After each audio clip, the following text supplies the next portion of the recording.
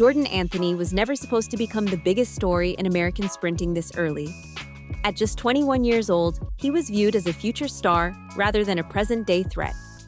Coaches, analysts, and fans all agreed that his talent was extraordinary, but most expected his breakthrough to come years later.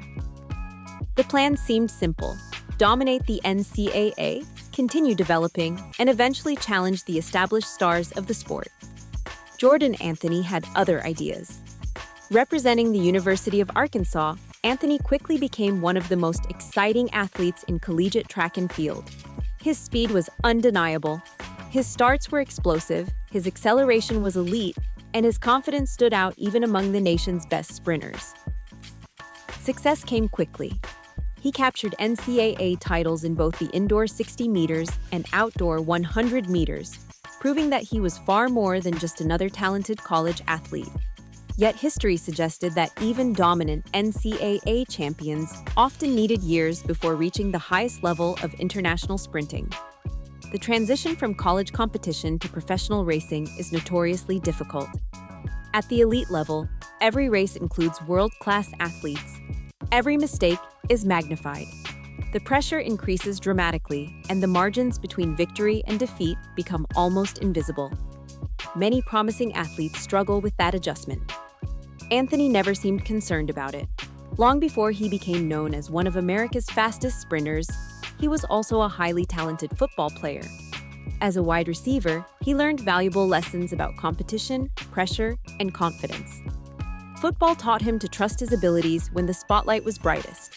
Those lessons carried over perfectly to the track. Unlike many young athletes who approach established champions with caution, Anthony raced with complete belief in himself.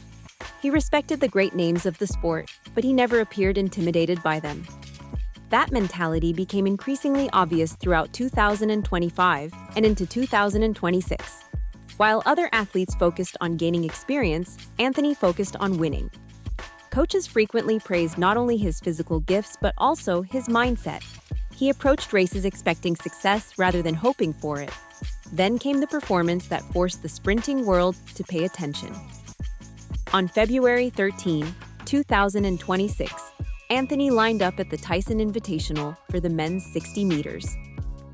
What happened next changed everything. Exploding from the blocks, he delivered one of the fastest performances ever seen indoors.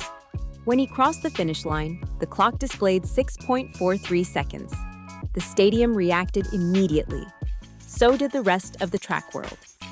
A time of 6.43 seconds is not simply fast. It places an athlete among the elite performers in the history of sprinting. More importantly, it instantly transformed Anthony's reputation. He was no longer viewed as a promising young athlete. He was suddenly viewed as a serious threat. The questions surrounding him changed almost overnight. Instead of asking what Jordan Anthony might become in the future, people started asking whether he could challenge the very best sprinters in the world right now. Soon, that question would receive an answer. Waiting at the top of American sprinting was one of the most accomplished athletes of the modern era. Noah Lyles, Olympic champion, multiple-time world champion, one of the greatest sprinters of his generation. For years, Lyles had been the face of American sprinting.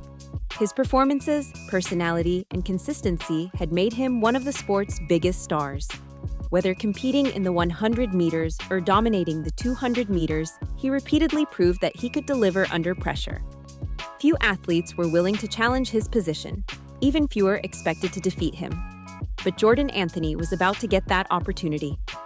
The stage was set for the USATF Indoor Championships on March 1, 2026. What should have been a routine national championship suddenly felt like something much bigger. Fans sensed that they were about to witness a changing of the guard. The men's 60-meter final featured one of the strongest fields assembled all season. Alongside Noah Lyles stood Trayvon Bromell, one of the fastest starters in sprinting history and a constant threat in short sprints. But much of the attention centered on two athletes, the established superstar and the fearless newcomer. As the athletes settled into their blocks, the tension inside the arena was impossible to ignore. Every competitor understood what was at stake. Then, the gun fired.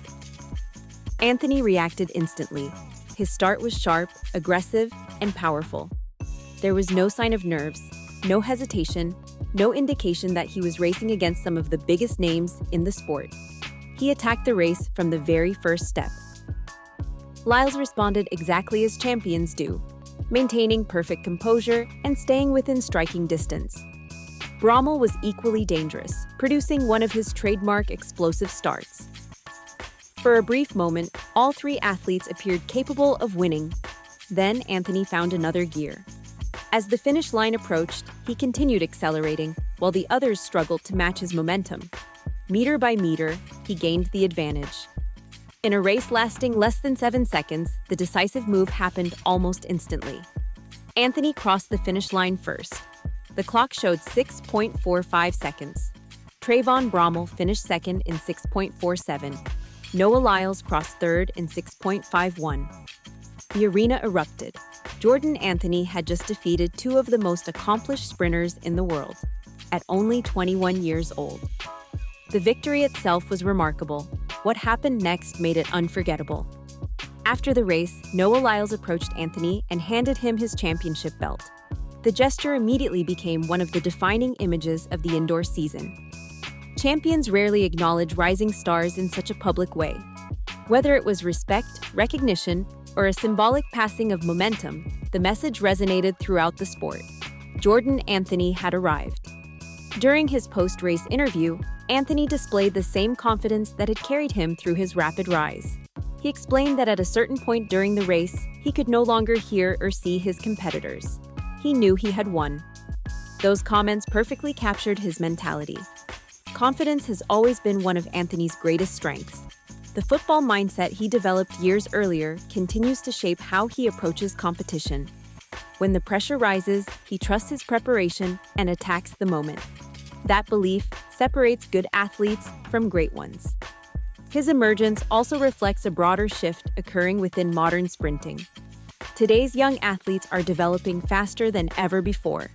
Advances in training methods, sports science, and high-level competition have accelerated the path to elite performance. Jordan Anthony may be one of the best examples of that trend. For Noah Lyles, the defeat was simply another chapter in a legendary career. Great champions are measured not only by victories, but also by how they respond to challenges. No one should expect Lyles to disappear. But on that night, the spotlight belonged to someone else. For Anthony, the victory represented validation. Validation that he belongs among the world's elite. Validation that his incredible speed can translate to the highest level. Validation that the future everyone predicted might already be here. One race does not define an entire career. Championships, records, and long-term consistency ultimately determine greatness. But some races change perceptions forever. March 1, 2026 was one of those races. In less than 7 seconds, Jordan Anthony defeated one of the greatest sprinters of his generation, claimed a national title, and announced himself to the world. The future of American sprinting may have arrived sooner than anyone expected, and his name is Jordan Anthony.